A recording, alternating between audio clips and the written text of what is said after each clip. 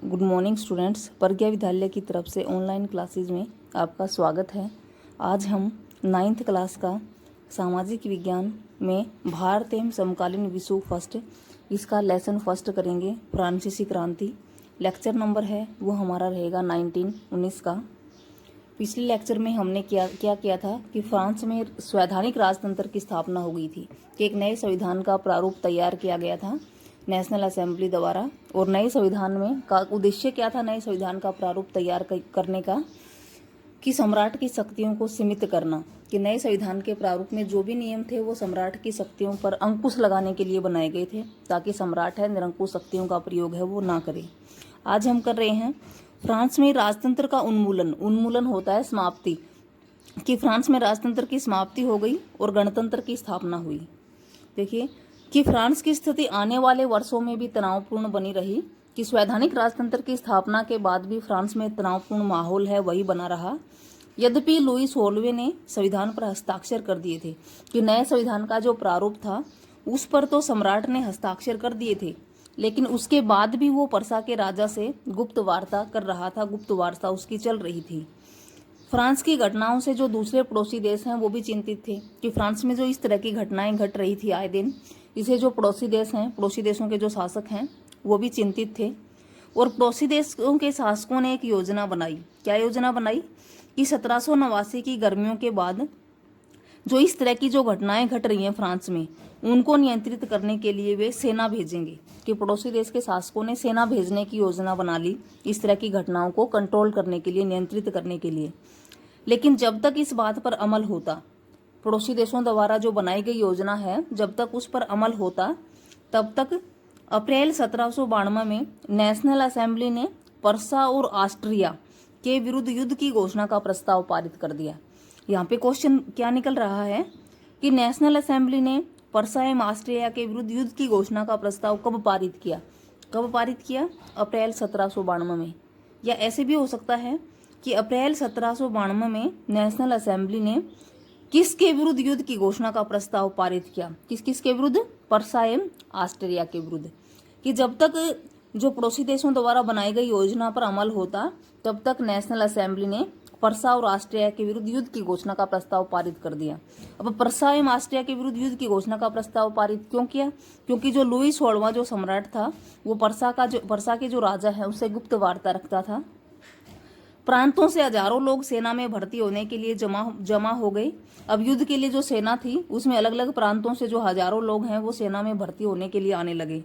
उनके होठों पर देशभक्ति के तराने थे, कि देशभक्ति की जो भावना थी, देशभक्ति के जो गीत थे उनके होठों पर। उनमें कवि रोजेट दी लाइल द्वारा रचित मार्सिले भी था। जो देशभक्ति जो तराने थे, देशभक्ति जो गीत थे, उनमें एक प्रसिद्ध था मार्सिले, जो किसके द्वारा लिखा गया था? रोजेट दी लाइल। अब यहाँ पे क्वेश्चन क्या रहेगा? मार्सिले किसके द्वारा रचित है, या मार्सिले के रचयिता कौन है? कौन है? रोजेट दी लाइल। यह गीत पहली बार मार्सिलेस के स्वयंसेवियों ने पेरिस की ओर कूच करते हुए गाया था। यानी कि पहली बार जो ये गीत है किसने गाया था? मार्सिलेस के स्वयंसेवियों ने गाया था। और मार्सिलेस के आधार पर इसका नाम क्या रख दिया? मार्सिले। इसलिए इस गाने का नाम मार्सिले हो गया, जो अब फ्रांस का राष्ट्रगान है। अब यहाँ पे अगला क्वेश्चन क्या रहेगा कि फ्रांस के राष्ट्रगान का क्या नाम है, या फ्रांस का राष्ट्रगान कौन सा है? मार्सिले। मेन क्वेश्चन है फ्रांस के राष्ट्रगान का क्या नाम है? मार्सिले। देखो यहाँ पे क्या था? मार्सिले किसके द्वारा रचित है? रोजेट दी लाइल के द्वारा।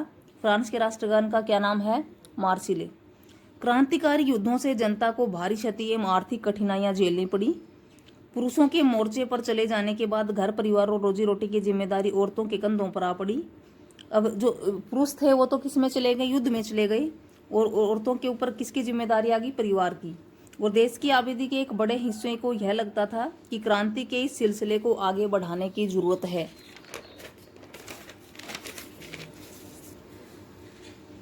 क्योंकि 1791 के संविधान से सिर्फ अमीरों को ही राजनीतिक अधिकार प्राप्त हुए थे।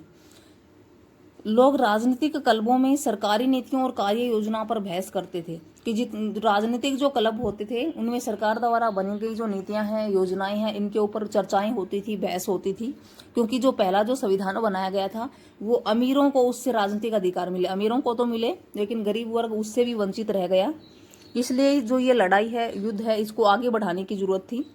इनमें से जैकोबिन क्लब सबसे सफल था, जिसका नाम पेरिस के भूतपूर्व कॉन्वेंट ऑफ सेंट जैकब के नाम पर पड़ा था। जितने भी राजनीतिक क्लब थे उसमें एक क्लब था जैकोबिन क्लब, जो सबसे सफल क्लब था।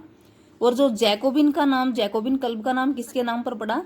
इसका नाम पेरिस के भूतपूर्व कॉन्वेंट ऑफ सेंट जैकब के नाम पर पड़ा। Convent of Saint Jacob Paris में है। अब यहाँ पे कॉन्वेंट का क्या अर्थ है कि धार्मिक जीवन को समर्पित समूह की इमारत, यानी कि वो इमारत जो धार्मिक धर्म के लिए समर्पित कर दी गई है।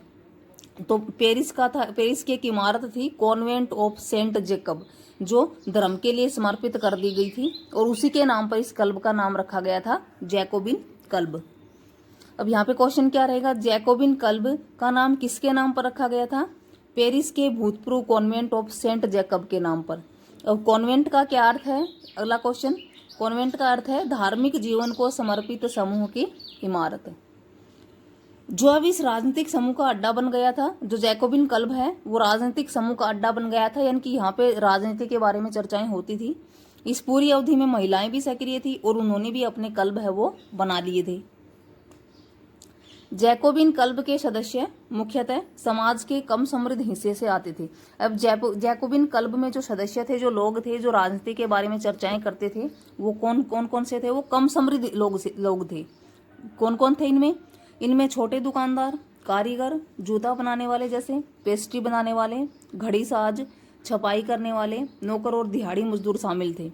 अब यहाँ पे क्वेश्चन क्या रहेगा? जैकोबिन क्लब के सदस्यों में कौन कौन शामिल थे? जैकोबिन क्लब के सदस्यों में समाज के कम समृद्ध लोग शामिल थे, जैसे छोटे दुकानदार, कारीगर, जूता बनाने वाले, पेस्ट्री बनाने वाले, घड़ी साज, छपाई करने वाले, नौकर और दिहाड़ी मजदूर आदि। उनका नेता मैक्सिमिलियन रोबेस्फियर था। अब यहाँ पे क्वेश्चन ये रहेगा कि जैकोबिन क्लब का नेता था वो कौन था? जैकोबिन क्लब का नेता कौन था? मैक्सिमिलियन रोबेस्फियर। जैकोबिनों के एक बड़े वर्ग ने धारीदार लंबी पतलून पहनने का निर्णय किया। ऐसा उन्होंने अपने आप को कुलीनों से अलग दिखाने के लिए किया था। ये कुलीन वर्ग के लोग ब्रीचेस, घुटने तक पहने जाने वाला वस्त्र पहनते थे। अब जैकोबिन क्लब के जो लोग थे उन्होंने अपने वस्त्रों भी अलग से, जैसे एक धारीदार पतलून पहनने का निर्णय किया था। उन्होंने धारीदार पतलून पहनने का निर्णय क्यों किया था? क्योंकि वो अपने आप को जो कुलीन वर्ग है उससे अलग दिखाना चाहते थे। और कुलीन वर्ग के लोग कैसे वस्त्र पहनते थे? कुलीन वर्ग के लोग ब्रीचेस पहनते थे। ब्रीचेस का क्या अर्थ है? घुटने तक पहने जाने वाला वस्त्र। जो कुलीन वर्ग के लोग हैं वो घुटने तक वस्त्रों को पहनते थे, जबकि जैकोबिनों के क्या होती थी? लंबी पतलून घुटने से नीचे तक होती थी इनकी। इसलिए जैकोबिनों को शोकुलात कहा जाता था। शोकुलात का अर्थ है बिना घुटने वाला। अब यहाँ पे क्वेश्चन क्या रहेगा? जैकोबिनों को किस नाम से जाना जाता था? जैकोबिनों को किस नाम से जाना जाता था? शोकुलात के नाम से। अगला क्वेश्चन क्या रहेगा? शोकुलात का क्या अर्थ है? बिना घुटने वाले।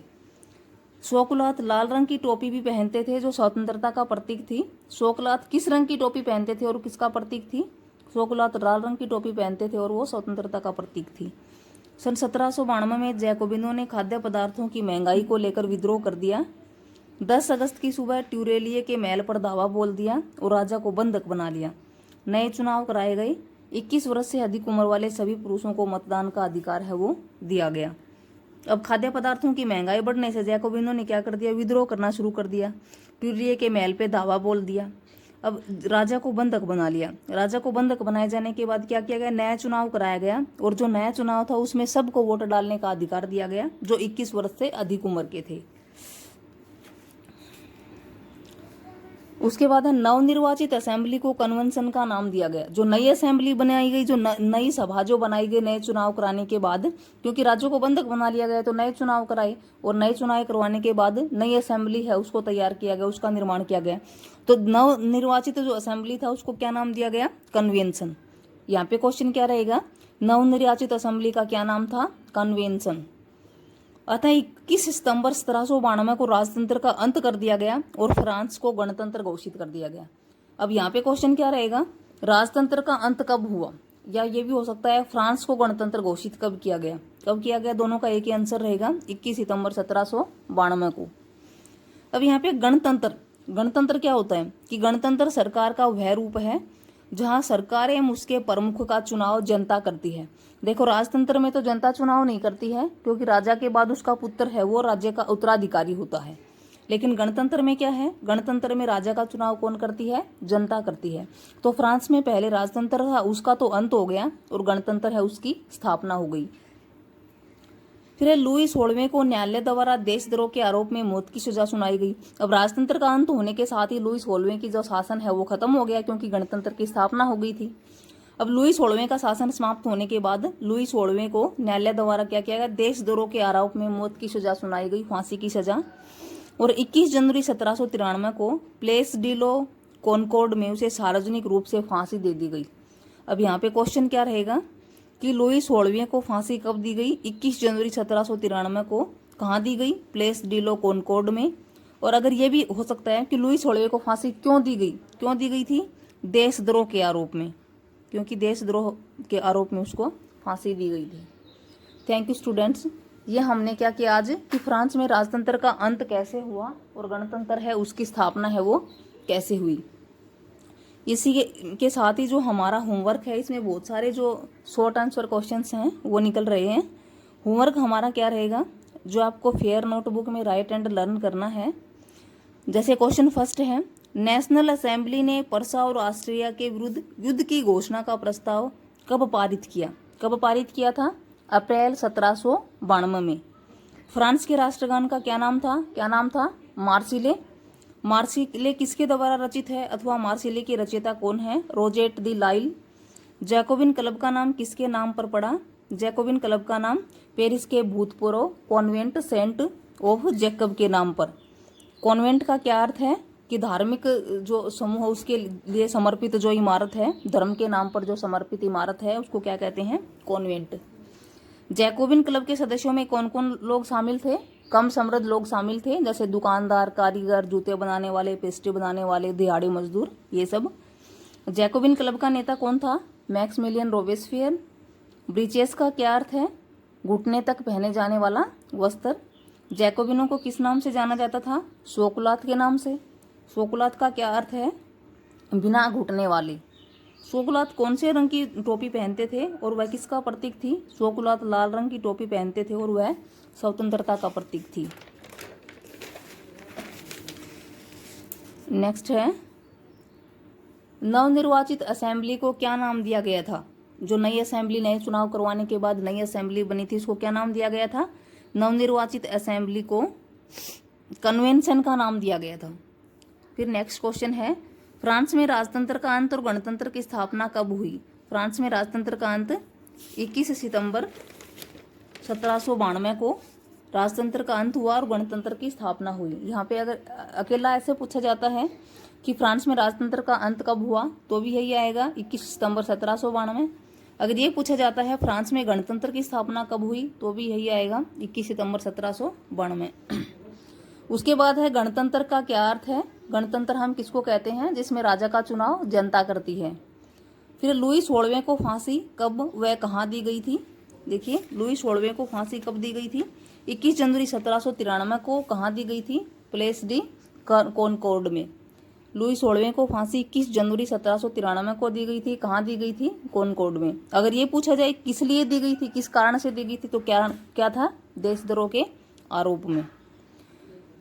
Thank you students. ये जो 15 क्वेश्चंस हैं होमवर्क के लिए हमने क्या किया है, 15 क्वेश्चंस किए हैं, जो आज हमने इसी लेसन में इसमें डिस्कस भी किए हैं। वो आपको फेयर नोटबुक में राइट एंड लर्न करने हैं। जो क्वेश्चंस हैं उनके आंसर हैं जो अंडरलाइन कर रखे हैं इसी में हैं, वो आपको निकालने हैं और आपको फेयर नोटबुक में राइट एंड लर्न करने हैं। Thank you students.